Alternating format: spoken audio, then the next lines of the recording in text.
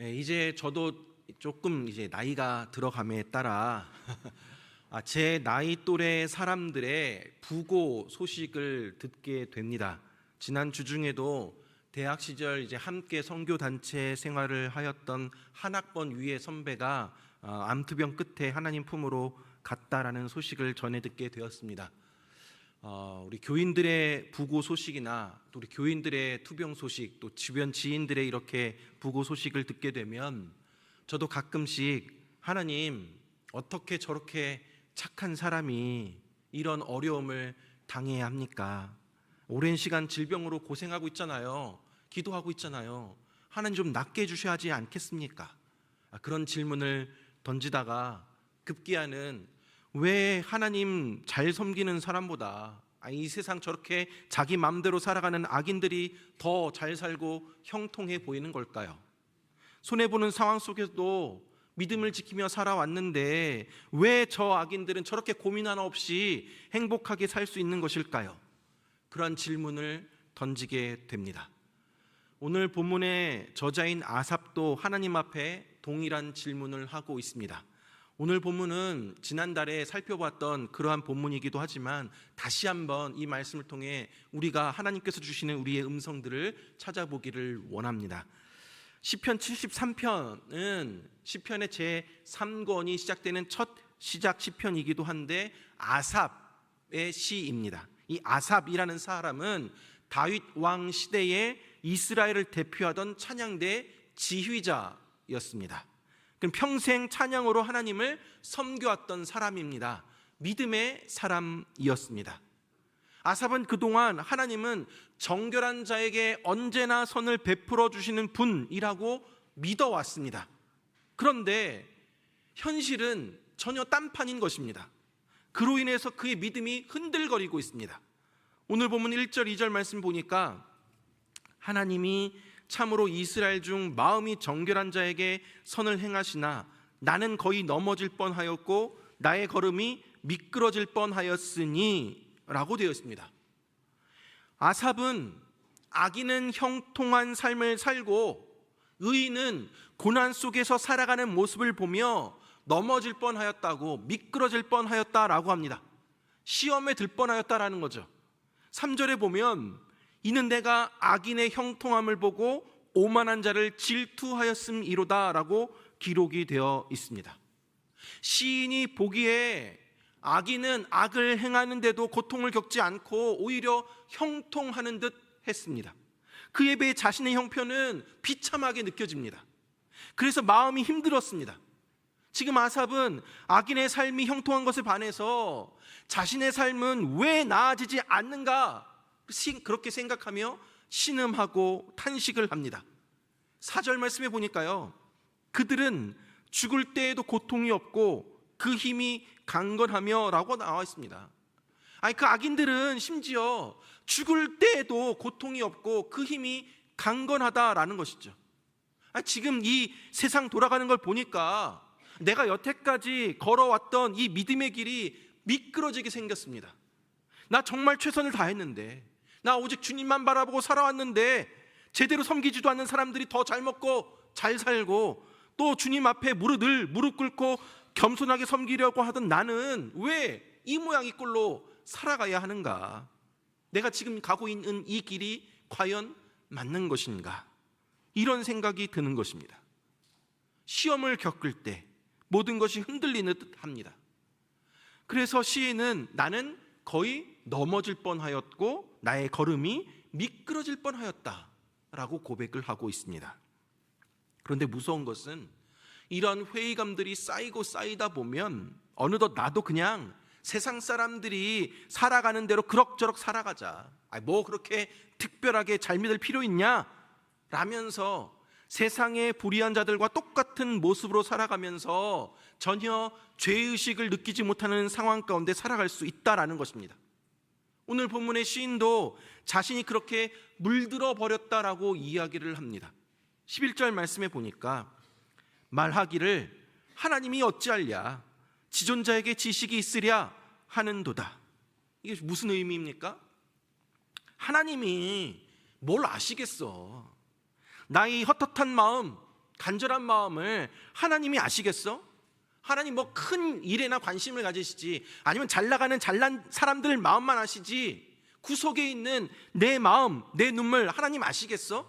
관심도 없을 거야 라는 말입니다. 사랑하는 여러분, 오늘 본문의 시인은 믿음의 사람이었습니다. 근데 하나님에 대한 회의감이 쌓이고 체념이 쌓이다 보니까 세상 사람들과 똑같이 거기에 물들여 버려서 하나님이 뭐 아시겠어? 라고 하는 일들이 벌어지게 됐다라는 것입니다. 그야말로 믿음에 심각한 균열이 생기게 되었습니다. 내면에 내 마음 가운데 지진이 나고 내 마음이 흔들거리고 있습니다. 그러면서 신앙의 한탄을 막 쏟아내기 시작합니다. 13절 말씀 보니까 내가 내 마음을 깨끗하게 하며 내 손을 씻어 무죄하다 한 것이 실로 헛되도다. 하나님을 향한 나의 마음이 세상 것들에 오염되지 않도록 하기 위해서 정말 청렴결백하게 살아왔고, 정직하게 정결하게 살아왔고, 정말 죄짓지 않기 위해 조심해서 살아왔는데 이거 뭐냐? 라는 것이죠. 나의 노력이 다 헛된 것처럼 보입니다. 자괴감이 듭니다. 상대적 박탈감을 느끼게 되니까 내가 신앙생활을 하는 것에 비해서 내 시간과 노력을 투자할 바에야 차라리 돈을 더 벌어야겠다. 내가 주일 예배에 참석할 바에야 그 시간에 돈을 더 벌겠다라는 생각이 들면서 신앙이 점점 무너져가기 시작한다라는 것입니다. 사랑하는 여러분, 아삽은 악인들이 잘 먹고 잘 사는 모습이 너무나도 부러웠습니다. 질투가 날 지경이었습니다. 그로 인해서 거의 넘어질 뻔하였다고, 미끄러질 뻔하였다라고, 믿음이 넘어질 뻔하였다라고 하고 있습니다. 여러분, 우리 역시 마찬가지 아닙니까? 우리도 불의한 방법으로 사는 사람들과 나를 비교해 보았을 때 진짜 부럽다, 나도 저렇게 한번 살아가 보고 싶다라는 마음이 들 때가 있습니다. 근데 오늘 본문의 시인은 이러한 넘어질 뻔하였고 미끄러질 뻔한 그런 신앙의 위기 속에서 벗어나게 됩니다. 회복이 됩니다. 정신을 차리게 됩니다. 도대체 어떻게 그렇게 회복이 되었을까? 먼저 15절 16절 말씀에 보면 이렇게 나와 있습니다. 15절 16절에 내가 만일 스스로 이르기를 내가 그들처럼 말하리라 하였더라면 나는 주의 아들들의 세대에 대하여 악행을 행하였으리이다. 내가 어쩌면 이 일을 알까 하여 생각한즉 그것이 내게 심한 고통이 되었더니 라고 되어 있습니다. 만일 내가 말하기를 내가 그렇게 말하리라 한다면, 즉 무슨 말이냐면, 만일 내가 하나님과 더불어 올바르게 신앙생활 해봤자 아무런 유익도 없다라고, 차라리 세상 사람들과 똑같이 사는 게 낫다라고 그렇게 공공연하게 말하고 선언한다면 어떻게 되냐? 내가 주의 아들들의 세대에 대하여 악행을 행하였으리라 라고 합니다. 무슨 말이냐? 내가 주의 자손들의 세대에 대항하여 배반하였으리라 라는 의미입니다. 다음 세대를 배신할 뻔하였다라는 것입니다. 그러니까 악인의 형통을 부러워하면서 뭘 그렇게 열심히 신앙생활하냐, 그냥 편하게 살자라고 하면 결국에 누가 손해를 보는가 했더니 우리 아이들에게 손해가 간다라는 것입니다. 우리가 주어진 환경 속에서 하나님 도대체 왜 이러세요? 내가 뭘 잘못했어요? 하나님 믿는 결과가 결국 이것입니까? 그렇게 이야기를 하는 순간에 손해를 누가 보나? 우리 다음 세대들이 사라지게 된다라는 것입니다. 우리 다음 세대가 더 이상 하나님을 섬기는 그런 일이 없어진다라는 것입니다. 그러니 정신이 반짝 들지 않을 수밖에 없는 것이죠. 우리 자녀들은 부모의 믿음을 따라 살아가게 되어 있습니다. 나의 말 한마디, 행동 하나가 자녀의 신앙에 지대한 영향을 끼친다라는 사실을 기억하시고 믿음의 영적 유산을 잘 계승하여 나아갈 수 있게 되기를 간절히 바랍니다. 두 번째로 17절 말씀에 보니까 하나님의 성소에 들어갈 때에야 그들의 종말을 내가 깨달았나이다 라고 하고 있습니다. 시인은 그들의 종말을 깨달았다라고 합니다. 악인들의 마지막 최후를 내가 깨달았답니다. 내가 그렇게도 부러워해서 거의 미끄러질 뻔하였던 악인들의 형통한 그 종말, 그들의 마지막 운명을 드디어 깨달았다는 것입니다. 악인들은 반드시 가혹한 심판을 받을 것이라는 사실을 드디어 시인이 깨닫게 된 것입니다. 그런데 그것을 언제 깨닫게 되었습니까? 시인이 하나님의 성소에 들어갈 때에야, 그때야 비로소 깨달았답니다. 이전에는 잘 못 깨달았답니다. 근데 하나님의 성소에 들어갈 때 비로소 깨닫게 되었다라는 것입니다. 하나님의 성소에 들어간다라는 것이 무슨 의미겠습니까? 하나님과 교제가 회복이 되는 것입니다. 다시 말해서 하나님과의 관계가 회복이 되니까 하나님의 시선으로 바라보게 되었습니다. 이전에는 불의를 행하는 사람들 모습이 너무나도 부러웠습니다. 현실에 매몰이 되어져서 그것이 너무 부러웠는데, 하나님과의 만남을 통해서, 예배의 자리를 나옴을 통해서, 하나님과의 교제를 통해서 내 영적인 시야가 근시적인 신앙에서 이제는 미래를 바라보게 되었다는 것이죠. 불법을 행한 자들의 최후를 보는 눈이 열려지게 되었다는 것입니다. 하나님과 만나서 교제하다 보니까, 매일매일 경건 생활을 하다 보니까, 믿음이 회복이 되고 나니까 내 영적인 시야가 확장이 되어져서 보이지 않던 것을 보게 되었다라는 것입니다. 악인들의 마지막은 반드시 가혹한 심판이 있다는 사실을 깨닫게 되었다라는 것이죠. 그러자 시인이 이렇게 고백을 합니다. 18절에서 20절까지 말씀해 보니까, 주께서 참으로 그들을 미끄러운 곳에 두시며 파멸에 던지시니 그들이 어찌하여 그리 갑자기 황폐되었는가. 놀랄 정도로 그들은 전멸하였나이다. 주여, 사람이 깬 후에는 꿈을 무시함같이 주께서 깨신 후에는 그들의 형상을 멸시하시리이다 라고 되어 있습니다. 시인이 깨달았다는 것이 무엇입니까? 내가 그토록 부러워했던 불의한 자들의 미래가 결국에는 파멸, 전멸, 황폐하게 된다는 사실을 비로소 깨달았다라는 것이죠. 또 무엇을 깨달았답니까?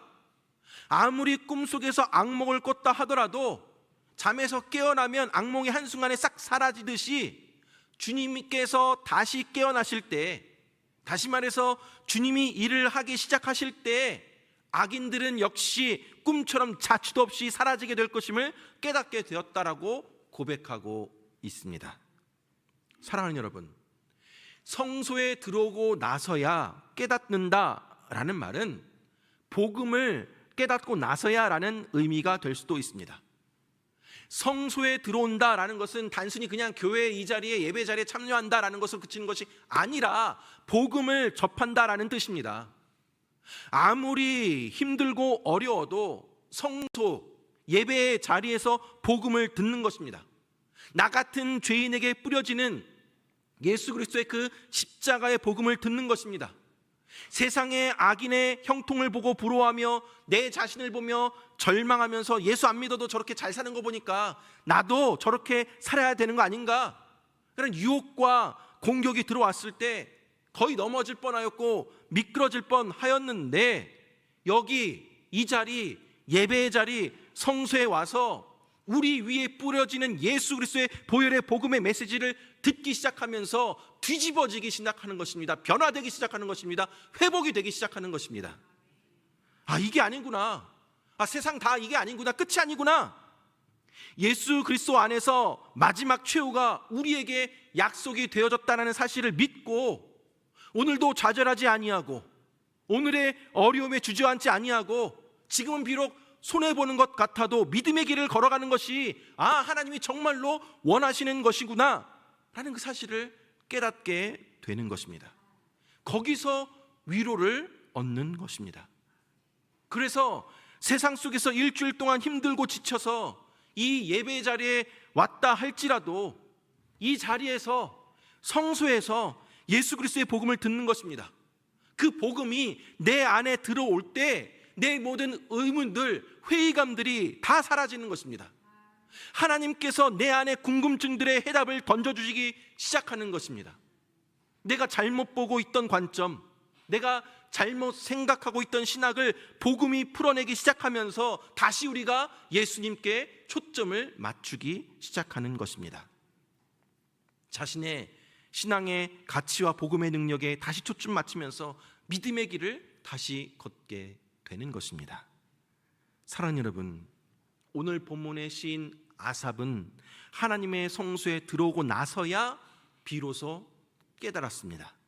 성소에서 하나님 만나고 하나님과의 그 관계가 회복이 되고 나니까 하나님의 시선으로 바라보게 되었습니다.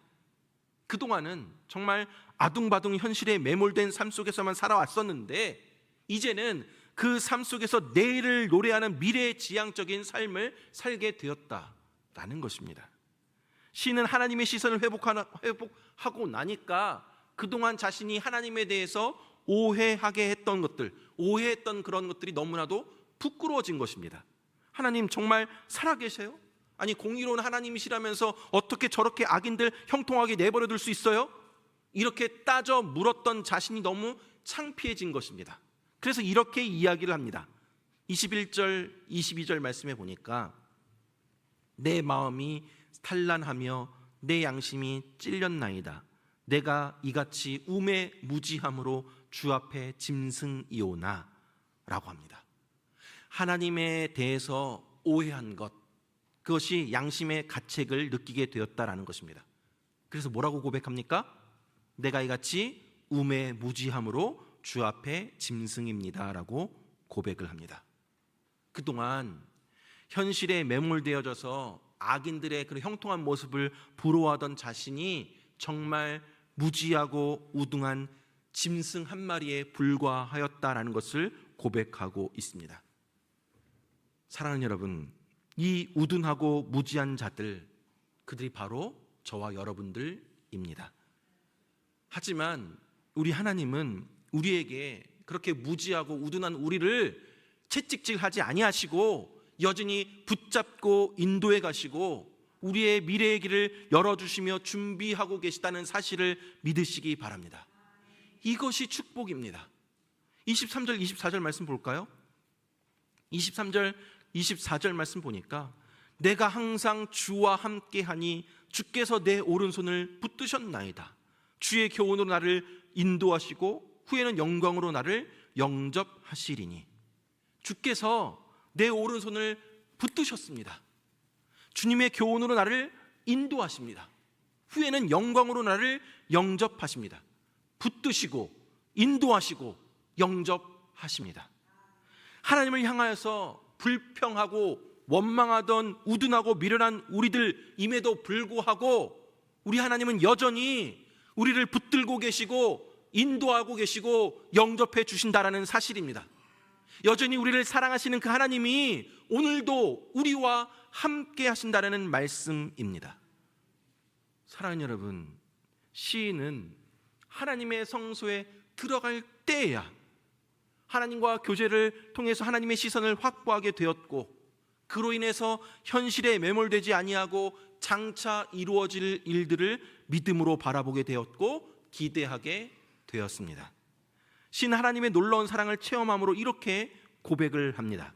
25절에서 27절까지 말씀 보니까 하늘에서는 주 외에 누가 내게 있으리요 땅에서는 주밖에 내가 사모할 리 없나이다. 내 육체와 마음은 쇠약하나 하나님 내 마음의 반석이시요 영원한 분기시라. 무릇 주를 멀리하는 자는 망하리니 음녀같이 주를 떠난 자를 주께서 다 멸하셨나이다. 주밖에 내가 사모할 분은 안 계십니다. 주밖에 내가 사모할 분은 안 계십니다. 하나님이 내 인생의 가장 든든한 백이 되어 주십니다. 내 마음의 반석이 되어 주시고 영원한 분기시고 내 인생의 전부가 바로 하나님이십니다. 그렇게 하나님을 떠나거나 하나님 멀리하는 것은 망하는 지름길이라고 하고 있습니다. 여러분, 우리는 연약합니다. 우리 육체와 마음은 쇠약합니다. 우리는 쉽게 무너집니다. 넘어질 뻔하고 미끄러질 뻔합니다. 그러므로 우리는 오직 하나님만 바라보아야 하는 것입니다. 하나님만을 의지해야 하는 것입니다.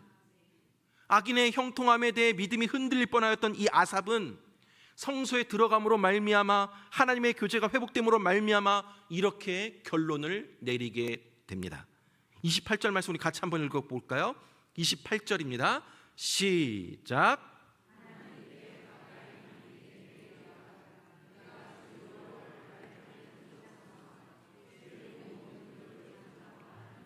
아멘. 하나님은, 이 아삽은 하나님께 가까이함이 내게 복이다 라고 하고 있습니다. 여러분, 그렇습니다. 하나님과의 친밀한 관계가 최고의 재산입니다. 하나님과 친밀한 관계를 갖는 것보다 더 복된 것은 이 세상에 아무것도 없습니다. 그러므로 우리는 하나님을 가까이 하기 위해 노력해야 합니다. 하나님을 가까이 하기 위해서 기본적으로 말씀을 가까이 해야 하고 예배의 자리와 기도의 자리를 사수해 나아가야 하는 것입니다. 하나님을 가까이 함으로 복을 누려 나아갈 수 있는 저와 여러분들 되기를 간절히 바랍니다. 말씀을 맺도록 하겠습니다. 사랑하는 여러분, 악인의 형통을 바라볼 때 아삽과 같은 낙심이 마음에 밀려오지는 않으십니까? 악인의 형통과 내 자신의 고통을 비교해 보면 도저히 하나님 뜻이 무엇인지 이해할 수도 없고 하나님을 향한 원망이 밀려오지는 않으십니까? 여러분, 예수님을 믿는다고 실패하지 않는 것이 아닙니다. 예수님을 잘 믿는다고 어려움 겪지 않는 것 아닙니다. 하나님의 자녀인 우리도 살면서 넘어질 때가 있습니다. 살다 보면 실수할 때가 있고 실패할 때도 있습니다. 바닥을 경험할 때도 있습니다. 오늘 본문의 아삽은 자신은 그러한 고통을 겪는 데 반해서 악인의 형통한 것을 보며 그의 믿음이 넘어질 뻔하였고 미끄러질 뻔하였다라고 합니다. 그런데 하나님의 성소에 들어갈 때에야 그 악인의 종말을 깨닫게 되었습니다. 시인이 보기엔 악인이 형통하는 듯 해 보였습니다. 그래서 그의 마음이 복잡했습니다. 그런데 성소에 들어가는 순간, 하나님의 성소에 들어가서 하나님을 만남으로 말미암아 모든 의문들이 정리가 되었습니다. 마음이 정리되었습니다. 그렇습니다. 사랑하는 여러분, 하나님의 성소에 들어가야 합니다. 이런 저런 주변의 상황과 마음으로 교회 오기 싫을 때도 있습니다. 이 자리에 앉는 것 너무나도 부담스러울 때도 있습니다. 그럼에도 불구하고 성소에 들어갈 때, 예배의 자리에 나올 때, 이 자리에서 복음의 메시지를 들을 때 하나님께서 우리의 마음과 생각을 여시고 깨닫게 해주실 줄 믿으시기 바랍니다. 우리의 눈이 잠시 세상을 향해 불어하면서 거의 쓰러질 뻔하고 미끄러질 뻔한다 하더라도 우리가 다시 주님 앞에 엎드리기만 하면, 다시 하나님의 성소에 나아가기만 하면, 다시 십자가의 복음으로 나아가기만 하면 우리 주님만이 나의 피난처가 되시고 주님만이 우리의 분기시고 주님이 우리의 상급이심을 깊이 깨닫게 되는 은혜를 이뤄나갈 수 있게 되기를 간절히 바랍니다. 사랑하는 여러분, 아삽은 하나님을 가까이함이 내게 복이다라고 하였습니다. 하나님 깊이 만나는 것, 하나님 알아가는 것, 하나님과 가까워지는 것, 이것이 최고의 복입니다. 하나님 멀리하는 사람은 아무리 많은 것 가져도, 아무리 호의호식하여도, 아무리 큰 권력과 명예를 누린다 할지라도 결국은 망할 수밖에 없습니다. 우리가 나이가 들면 육체가 쇠약해지고 이런저런 상황으로 마음도 연약해질 수 있습니다. 그러나 우리가 연약하여 넘어진다 하더라도, 무너진다 하더라도 반석이 되시는 하나님 때문에 우리는 굳건히 다시 일어설 수 있습니다.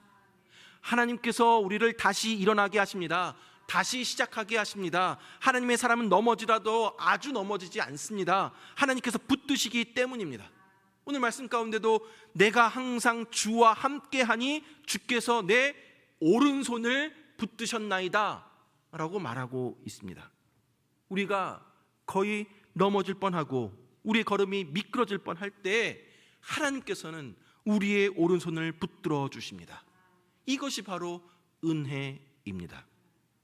사랑하는 여러분, 자꾸 주변 사람들 바라보면서 지금 내가 놓여있는 현실 비교하지 마시고 그 시선을 하나님을 향해 돌리시기 바랍니다.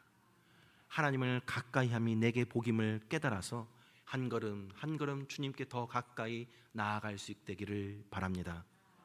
아삽이 마지막 결론처럼 고백했던 것처럼 하늘에서는 주 외에 누가 내게 있으리요 땅에서는 주밖에 내가 사모할 리 없습니다.